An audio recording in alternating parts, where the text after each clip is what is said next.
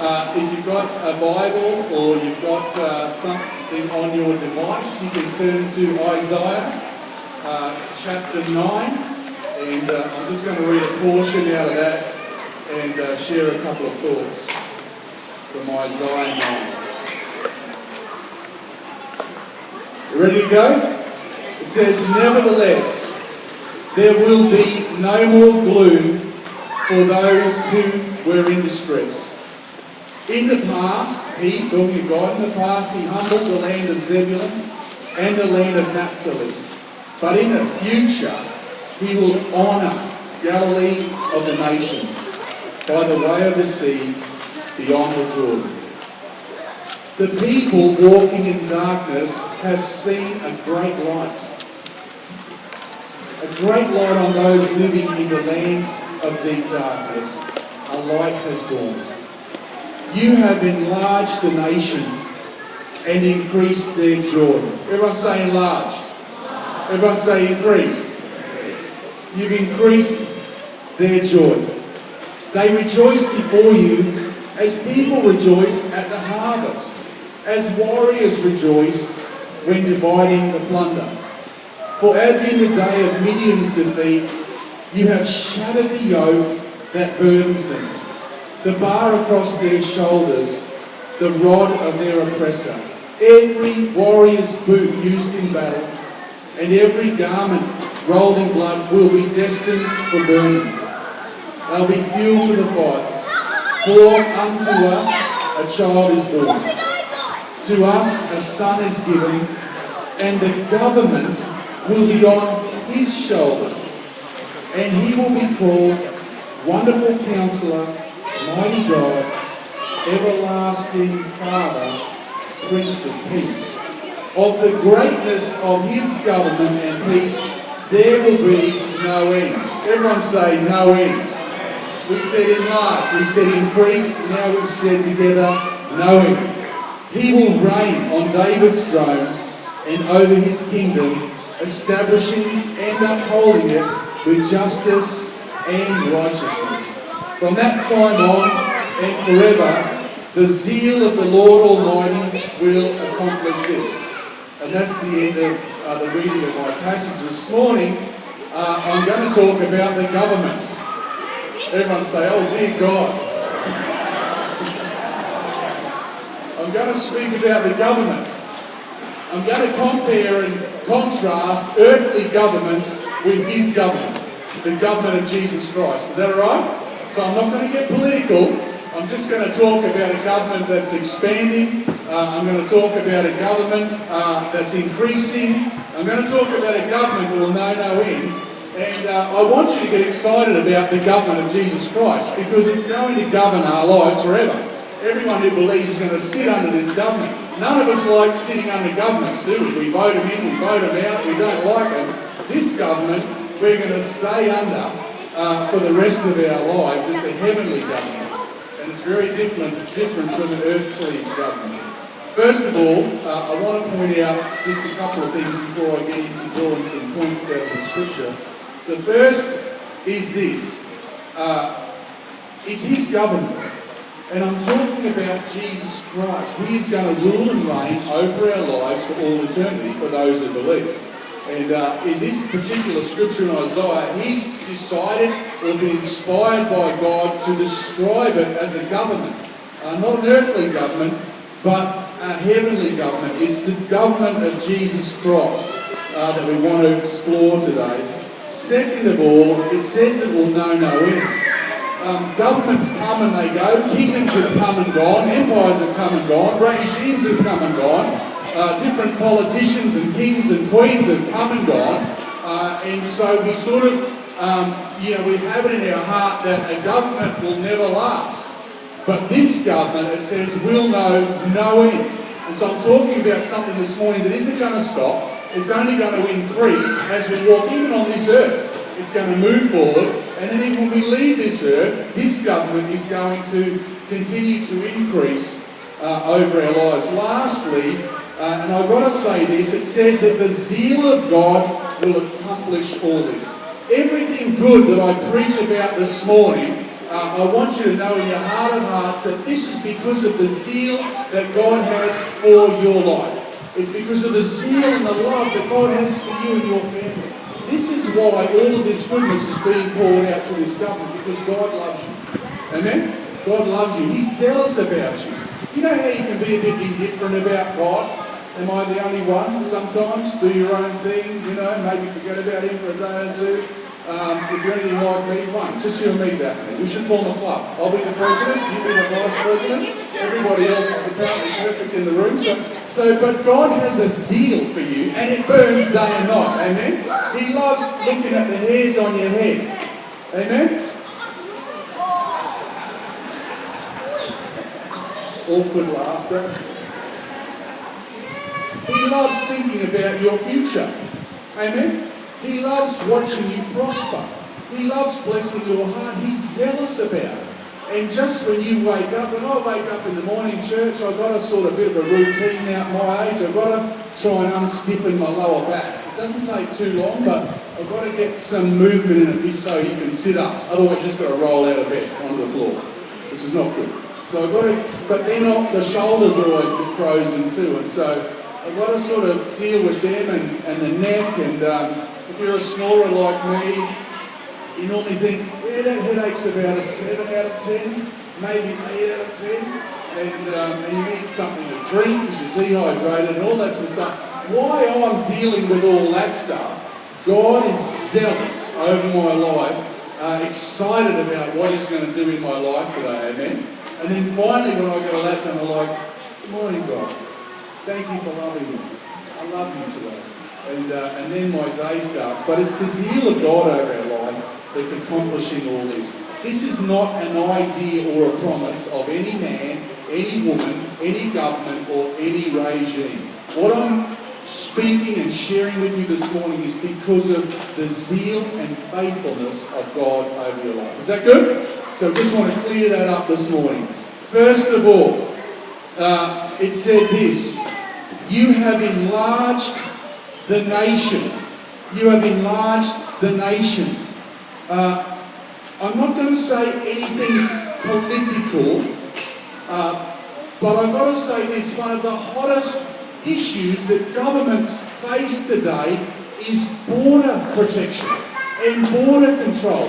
Every government in the world is trying to decide whether to let more people in or keep more people out, or let certain types of people in or keep certain types of people out. They're discussing whether to build walls or whether to allow an extra 10 or 20,000 people in. I'm not talking about whether border control is good or bad. Don't look at me, look at those eyes. Where does he stand on that? You will never know. You will never know. But what I've got to say, the difference between the earthly government and the heavenly government is this. Earthly governments are wrestling with how to control numbers of people, how to keep them in, keep them out, all the rest of it. God is zealous to bring as many people and many souls into His kingdom as we can see, amen? And that is His number one priority. And He doesn't need border control. Do you ever think about that? He doesn't need border control, because what the work of God does is it actually extracts the sin out of your life. You ever think about that? If nobody ever sinned against anybody else, we wouldn't need any border control.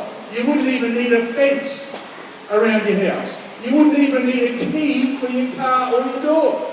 Because if all of us lost the desire to sin, if all of us were cured of the nature that causes us to take things that aren't ours, causes us to fear, causes us to take advantage of things, if that nature was taken away from us, we wouldn't need any border control. There'd be no racism, there'd be no fear, there'd be nothing. And so the government of Jesus Christ today is actually bringing more and more people. And ever notice when Jesus had a dinner, people would say, oh, he's eating with prostitutes. Disgusting. Oh, he's eating with people from another country.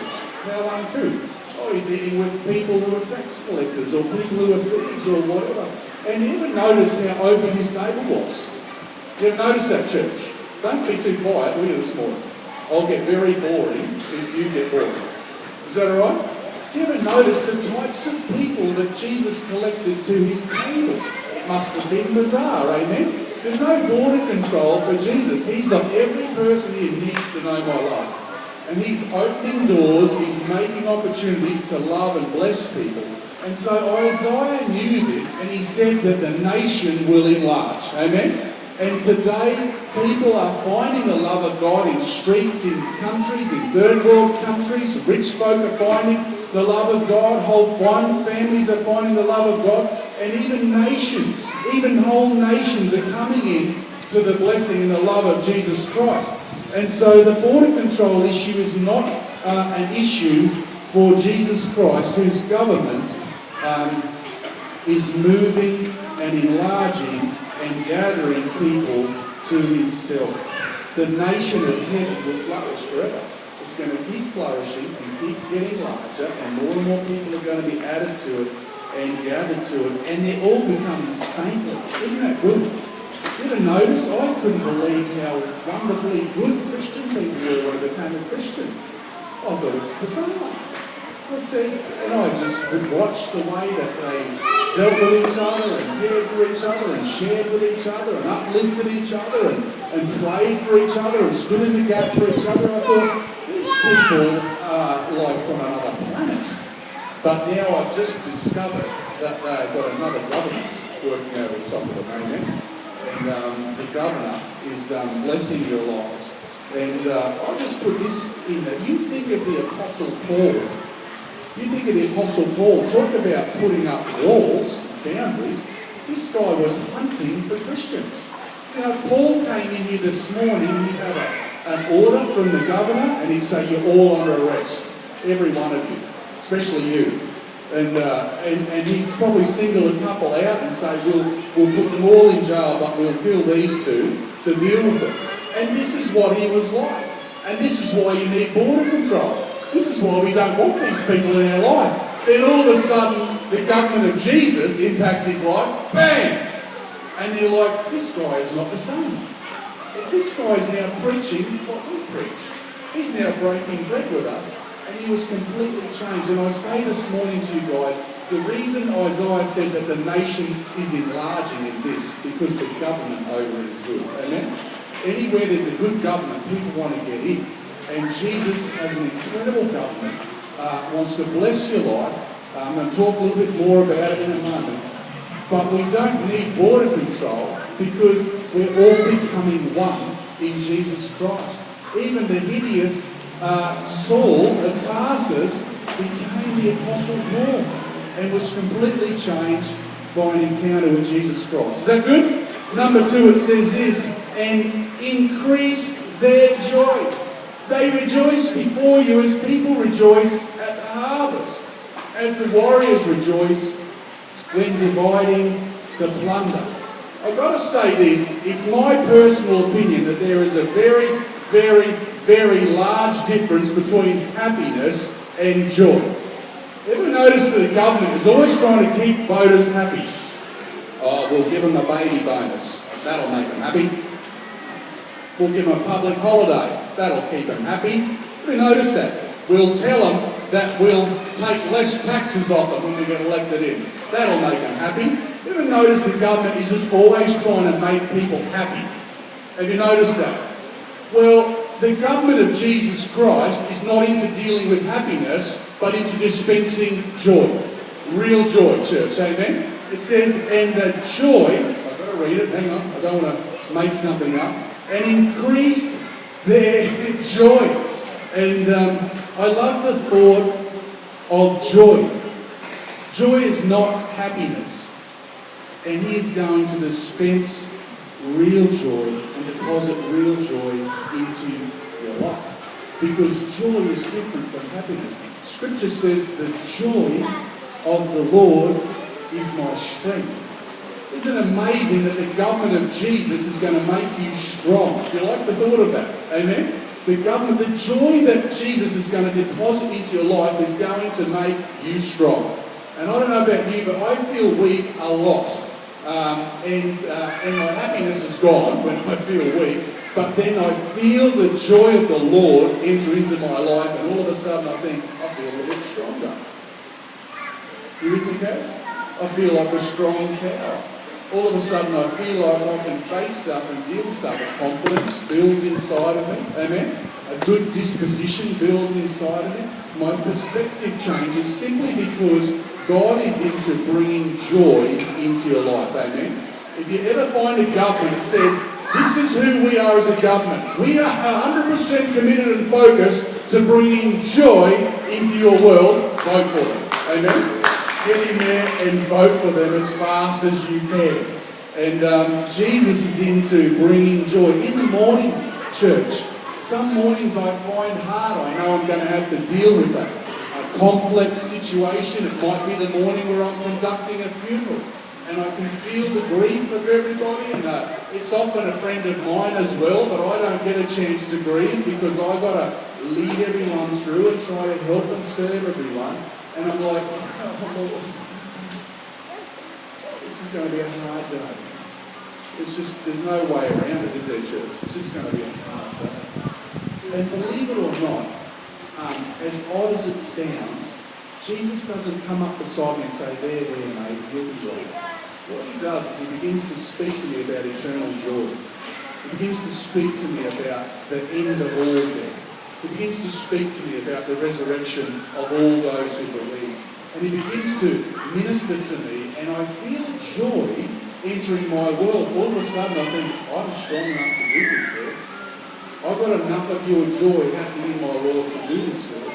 And I said, Lord, if you can provide the joy that I need today, I'll be able to lead your people. And I'll be able to do things that I don't feel that I'm able to do.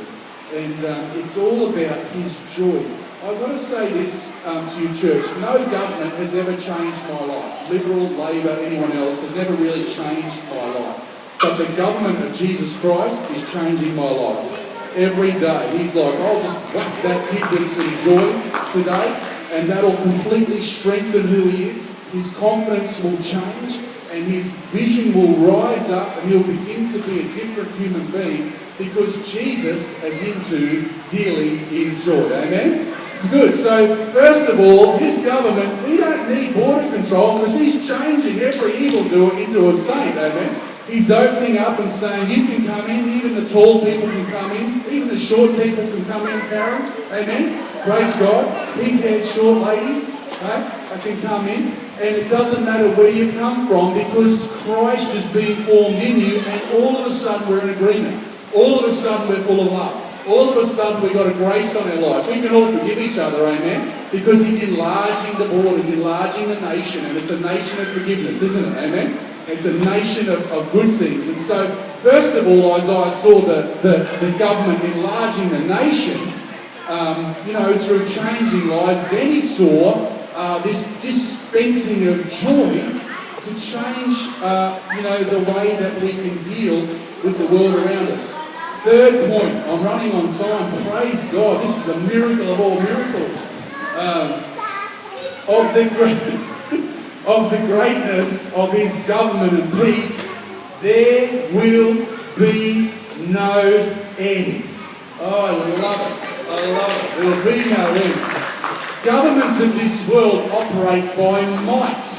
They operate by might. And it's all about our ability to create power and gather momentum. Who's ever had difficulty dealing with a government department? Anyone? My goodness, when my kids turned 16, I nearly committed suicide over the paperwork. That, your child turns 16, they're not at school anymore, and, you need to fill out a JMod 30. Who's heard of that one? Oh, sweet, yeah. Fill out the JMod 30. It's only 168 questions. You've got to guess everything that's going on in your world. You've got to detail your job and your assets and say whether the kids are living at home, and if you've got any other kids living at home, and you've got any other kids living anywhere else, and what do you got here, there, and you got any cars, and you fill out this JMod form. It's a nightmare. It's like a form of torture, amen? And the might that you need to get through it is just incredible. It's exhausting to do this thing. So you put your JMod form and you think, thank you, Jesus, that that's finished. And in it goes. And about 3 weeks later, you make the phone call. Oh, hello. It's Michael Warman here. How are you? Hope you're having a good day. Just ringing and inquiring about the status of, my JMod form or whatever. Mr. Warman, is it? Warman? Yeah, date of birth? Yeah. No, we haven't got it.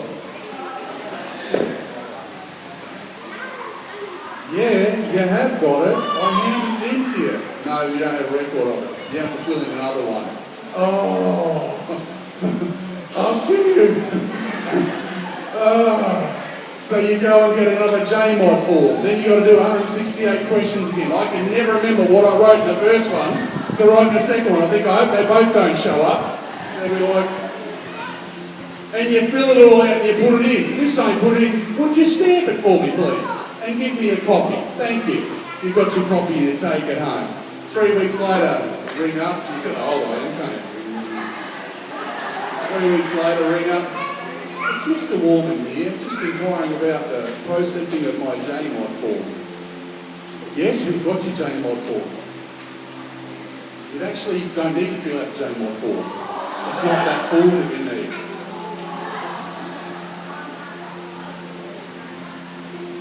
Have you noticed it? We tried to get a grant here at this church from the government to do something in the community. It nearly broke us. All the staff, we just had to fill out myriad reams, and it was relentless quest for information and paperwork and everything else. It's exhausting. Dealing with the government is exhausting. If you've been into Queensland Health, the government's doing the best they can, but the queues are as long as you can see. It's exhausting. Everything about the government requires this incredible might. But I've got to say this, church, the government of Jesus doesn't have any red tape. It doesn't have any difficult legislation. As a matter of fact, if you need a mountain moved by the government of Jesus, he said, just ask with faith and I'll do it for you. Amen? How exciting is that? When you need a mountain moved in your life with an earthly government, man, it will be the destruction of your soul. As you have to exercise every bit of strength that you have to try and deal with the government. Jesus said, if you call out in my name, if you need me to move a mountain, trust in me. Put your trust in me and speak in my name and I'll move the mountain for you just like that. How good is that? Amen? You don't even need an education for that. You don't even need an interpreter. It's all about believing in his name. It says that his government will know no end. If anyone says to this mountain, be cast into the sea, and believes in their heart, it will be done for them. I love that government. Just believe something in your heart, and it will be done for you. It says that the greatness of his government and peace, there will be no end. Lastly, it says this. He will reign on David's throne and over his kingdom, establishing and upholding it with justice and with righteousness. Mostly when you're dealing with earthly governments, it feels like they're herding you. You feel like you're being herded like a heap of cattle. We need the people to go this way, so we'll herd them that way. We need the people to go this way, we'll prod them this way. Well, I feel like, it didn't feel like a number, the government. Next. You just feel like a number. Well, the numbers that God deals in, as I said before, it's the numbers of the hairs on your head, the numbers of tears that you shed, the number of hopes in your heart. But this morning I just get this incredible,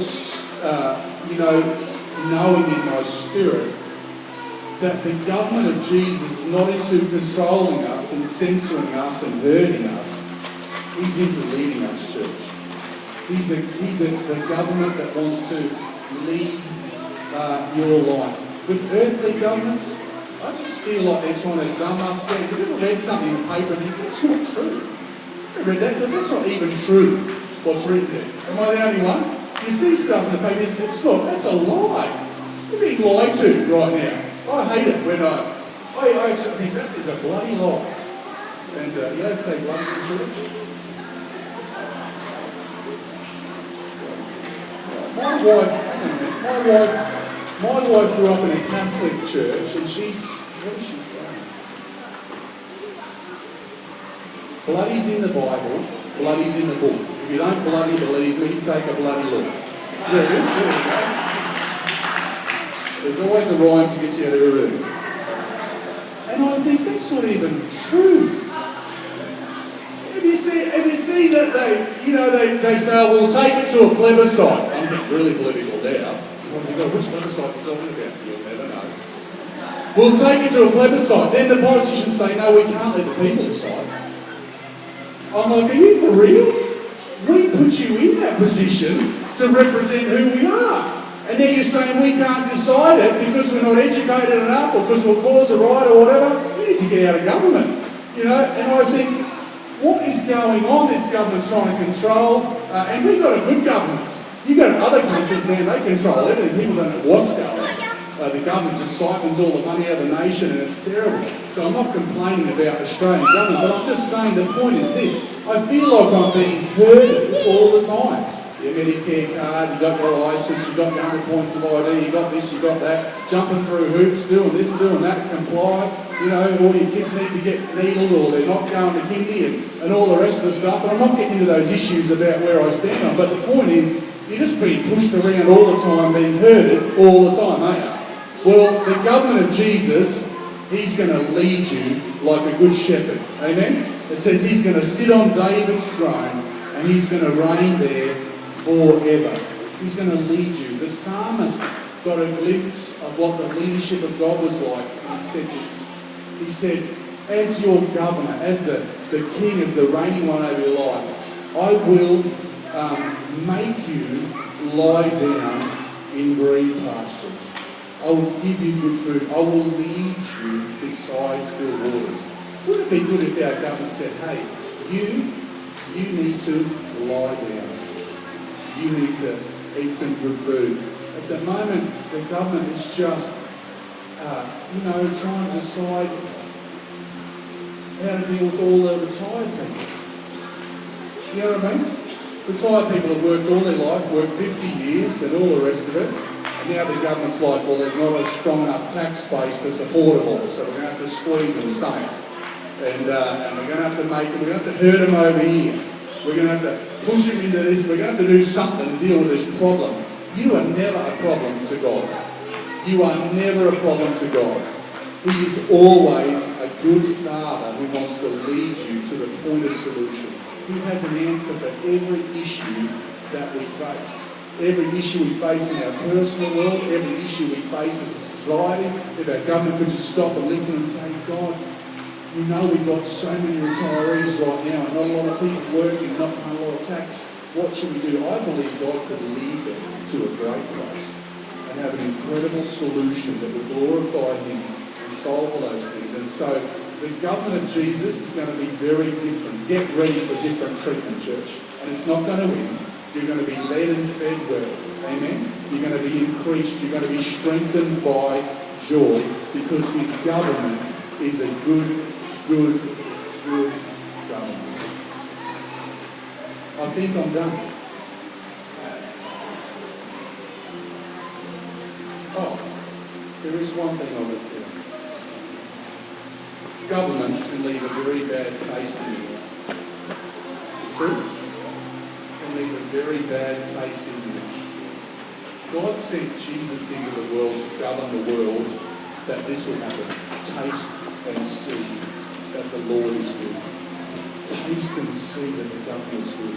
Taste and see that every decision Jesus makes on your behalf is a healthy one. It's a prosperous one. It's a peaceful one. A life-giving one. It's a joy-giving one. Amen? Taste and see that the Lord is good. Isaiah saw a small child being born, and he declared that over this child he would rule and his government would know no end. And if you're here today this morning and you already have that incredibly secure sense in your heart that Jesus is your Saviour, your King, your Lord, your Governor, however you want to describe it, well, be blessed by today's word because He wants to lead you in new ways. He wants to bless you in new ways you haven't known. If you're here today and you're visiting church, you're like, man, I haven't heard too much about this person Jesus and I don't know too much about it, if you want to ask myself or the person you came with or the person you're next to find out more about how to install Jesus as the government over your life, how to make him your Saviour, how to make him your Lord, how to make him your Master, how to bring your life under his life, how to submit to him, how to turn from your own life and come into his life. If you want to find out about it, ask me or ask the person you came with. And today will be a wonderful day. You can say, on Christmas Day 2016, I changed my world. I changed my world. I decided in a church service that I'm going to follow Jesus and I'm going to allow him to govern my life. If you're here today and that's you, I encourage you to take that step. It's God's will for your life. He loves you and he wants to do you good. Amen? Amen. God bless you.